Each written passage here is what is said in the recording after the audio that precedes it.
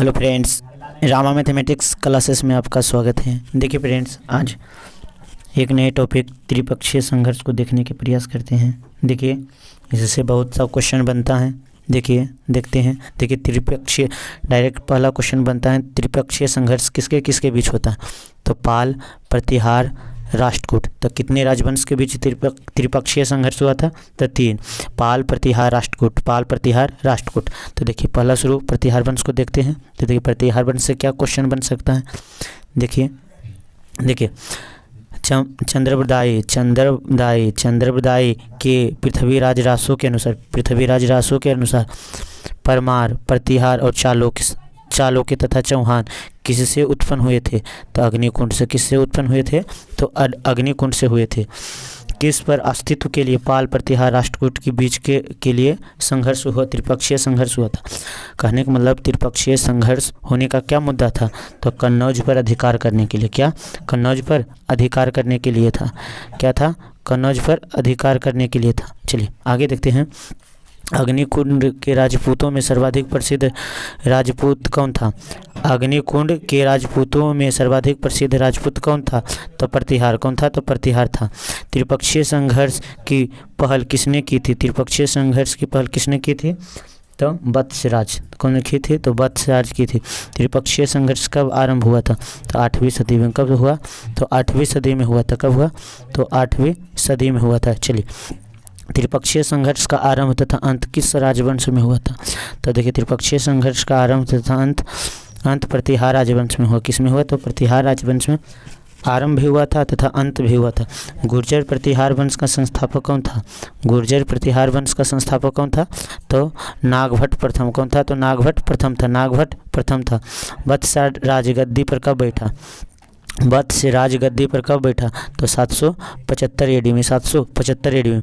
पाल नरेश धर्मपाल को किसने पराजित किया? पाल नरेश धर्मपाल को किसने पराजित किया? तो वत्सराज ने। किसने पराजित किया? तो वत्सराज ने। पाल नरेश धर्मपाल को किसने पराजित किया? तो वत्सराज था। नागभट्ट द्वितीय किसका पुत्र था? नागभट्ट द्वितीय किसका पुत्र था? तो वत्सराज का था। किसका था? वत्सराज का था। मुंगेर के समीप धर्मपाल को किसने पराजित किया? मुंगेर के समीप धर्मपाल को किसने पराजित किया था? तो नागभट्ट द्वितीय ने। नागभट्ट द्वितीय ने पराजित किया था। किसने पराजित किया था? तो नागभट्ट द्वितीय ने पराजित किया था। प्रतिहार वंश का सर्वाधिक प्रतिपाती एवं महान शासक कौन था? प्रतिहार वंश का सबसे प्रतापी शासक कौन था? तो मिहिर भोज था। मिहिर भोज था। देखिए, डायरेक्ट ऐसे क्वेश्चन पूछता है कि मिहिर भोज किस वंश के हैं? तो प्रतिहार वंश के। मिहिर भोज को किसने पराजित किया? मिहिर भोज को किससे पराजित होना पड़ा था? कहने का मतलब मिहिर भोज को किसने पराजित किया? तो पाल नरेश धर्मपाल एवं राष्ट्रकूट नरेश ध्रुव ने, दो को मिलकर मिहिर भोज को पराजित किया था। चलिए आगे देखते हैं। चलिए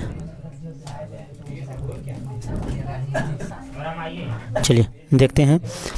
अरबी यात्री सुलेमान किसके काल में भारत आया था? अरबी यात्री सुलेमान किसके काल में भारत आए थे? तो मिहिर भोज के काल में। किसके काल में? तो मिहिर भोज के काल में आए थे। किसके काल में आए थे? तो मिहिर भोज के काल। मिहिर भोज ने किसकी उपाधि धारण की थी? मिहिर भोज ने किसकी उपाधि धारण की थी? तो आदि बराह की। आदि बराह पूछेगा कि आदि बराह की रचना किसने की थी? तो मिहिर भोज ने की थी। किसने की थी? तो मिहिर भोज ने की थी। प्रतिहार साम्राज्य का विस्तार मगध तथा उत्तरी बंगाल तक किसने किया था? प्रतिहार वंश का विस्तार उत्तरी बिहार एवं मगध तक किसने किया था? तो महेंद्रपाल ने। किसने किया था? तो महेंद्रपाल ने किया था। महेंद्रपाल के गुरु कौन थे? तो महेंद्रपाल के गुरु कौन थे? तो राजशेखर थे। कौन थे? राजशेखर। महेंद्रपाल के गुरु कौन थे? तो राजशेखर थे। काव्य मीमांसा एवं कर्पूरी मंजरी किसकी प्रसिद्ध कृति है? काव्य मीमांसा एवं कर्पूरी मंजरी। काव्य मीमांसा एवं कर्पूरी मंजरी किसकी प्रसिद्ध कृति हैं? किसकी प्रसिद्ध कृति है? काव्य मीमांसा एवं कर्पूरी मंजरी किसकी कृति है? तो राजशेखर के। काव्य मीमांसा एवं कर्पूरी मंजरी किसकी कृति है? तो राजशेखर के। महेंद्रपाल के बाद कौन शासक बना था? महेंद्रपाल के बाद कौन शासक बना? तो महीपाल। किसने बना? महीपाल। बगदाद निवासी अल मसूदी किसके अल मसूदी किसके समय भारत आया था? तो महीपाल के किसके काल में? तो महीपाल के काल में आया था। किसके काल में आया था? तो महीपाल के काल में आया था। चलिए आगे देखते हैं। राष्ट्रकूट वंश, राष्ट्रकूट राजवंश, राष्ट्रकूट राजवंश था। राष्ट्रकूट राजवंश का स्थापना कब हुआ था? तो 752 AD में, 752 AD। राष्ट्रकूट वंश का संस्थापक कौन था? तो दंती दुर्ग था। कौन था? तो दंती दुर्ग था। दंती दुर्ग ने अपनी राजधानी कहाँ बनाई थी?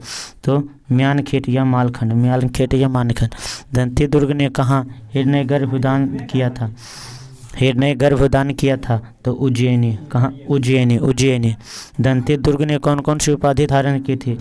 महाराजा धीराज, परमेश्वर, परम भट्टाकर। दंती दुर्ग का उत्तराधिकारी कौन था? तो कृष्ण प्रथम था। कौन था? तो कृष्ण प्रथम था। कृष्ण प्रथम था। चलिए आगे देखते हैं। एलोरा का विख्यात गुहा मंदिर किसने बनवाया था? एलोरा का विख्यात गुहा मंदिर का निर्माण किसने किया था? तो कृष्ण प्रथम, कृष्ण प्रथम। ध्रुव ने कन्नौज पर अधिकार करने हेतु किसको पराजित किया था?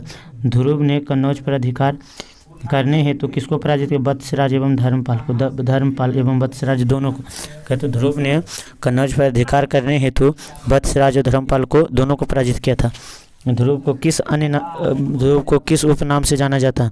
तो धारावर्ष। किसको? तो धारावर्ष। ध्रुव का उत्तराधिकारी कौन था? गोविंद तृतीय। ध्रुव का उत्तराधिकारी कौन था? तो गोविंद तृतीय था। गोविंद तृतीय ने किस युद्ध में धर्मपाल एवं महीपाल नरेश नागभट्ट द्वितीय को पराजित कर कन्नौज पर अधिकार किया था? चक्र युद्ध। गोविंद तृतीय ने किस युद्ध में धर्मपाल एवं प्रतिहार नरेश नागभट्ट द्वितीय को पराजित कर कन्नौज पर अधिकार कर लिया? तो चक्रव्यूह युद्ध में। कौन सा युद्ध में? चक्रव्यूह युद्ध में। चलिए आगे देखते हैं। राष्ट्रकूल काल में राष्ट्र का प्रधान कहलाता था। गोविंद तृतीय के बाद राजगद्दी पर कौन बैठा था? तो अमोघवर्ष। किसने बैठा था? अमोघवर्ष बैठा था।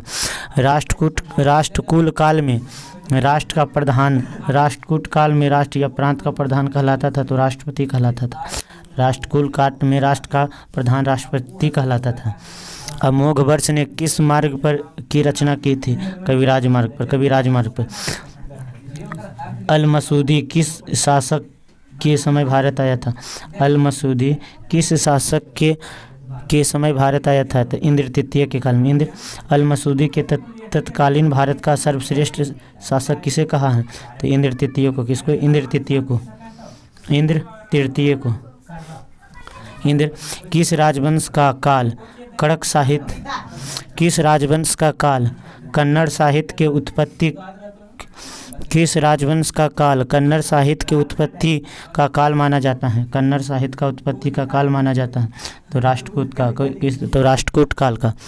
तंजावुर में विजय स्तंभ का निर्माण किसने किया था? तंजावुर में विजय स्तंभ का निर्माण किसने किया? तो कृष्ण प्रथम। किसने? कृष्ण प्रथम। कृष्ण तृतीय ने किसे पराजित कर कांची तथा तंजावुर पर अधिकार कर लिया? कांची तथा तंजावुर पर अधिकार कर लिया। कृष्ण तृतीय ने किसे पराजित कर कांची तथा तंजावुर पर अधिकार लिया? तो चोलों को। किसको? तो चोल को। एलोरा गुफा का निर्माण कराया था। एलोरा गुफा का निर्माण कराया था तो राष्ट्रकूटों ने। किसने? तो राष्ट्रकूटों ने। एलोरा में गुफाओं एवं शैलकृत मंदिरों का संबंध है। शैल तो हिंदू बौद्ध एवं जैन तीनों का है। रावण की खाई, देशावर, कैलाश गुफा कहाँ मिलते हैं?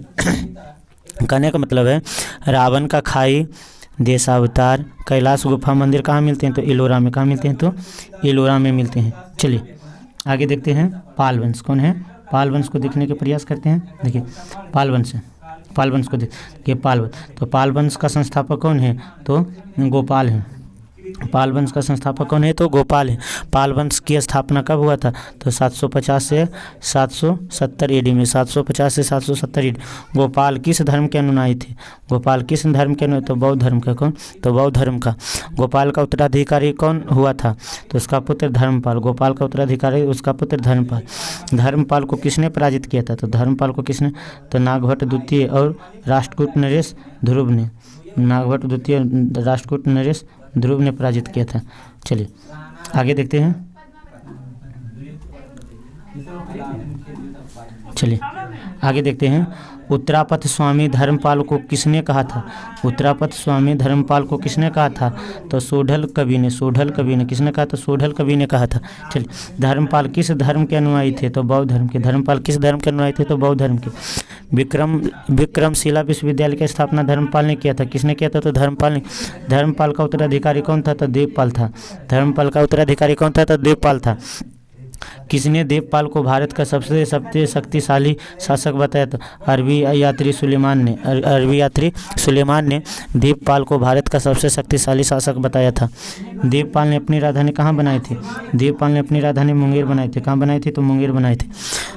पाल वंश की खोई हुई शक्ति को किसने पुनर्जीवित किया? पाल वंश की खोई हुई शक्ति को पुनर्जीवित किसने किया था? तो महिपाल प्रथम ने। किसने? तो महिपाल प्रथम ने किया था। महिपाल प्रथम ने। पाल वंश का द्वितीय संस्थापक कौन है? पाल वंश का द्वितीय संस्थापक तो महिपाल प्रथम ने। कौन था? महिपाल प्रथम ने। महिपाल प्रथम ने। पाल वंश के पतन के बाद कौन सा सत्ता आया था? तो सेन वंश। पाल वंश के पतन के बाद कौन सा सत्ता आया था? तो सेन वंश आया था। कौन वंश आया था? तो सेन वंश आया था। प्राचीन बंगाल का प्राचीन नाम क्या था? बंगाल का प्राचीन नाम गौड़ था। क्या था? तो गौड़ था। कौन था? तो गौड़ था। चलिए फ्रेंड्स, यह टॉपिक कंप्लीट हो गया। चलिए दूसरे वीडियो में दूसरे टॉपिक को देखने के प्रयास करते हैं।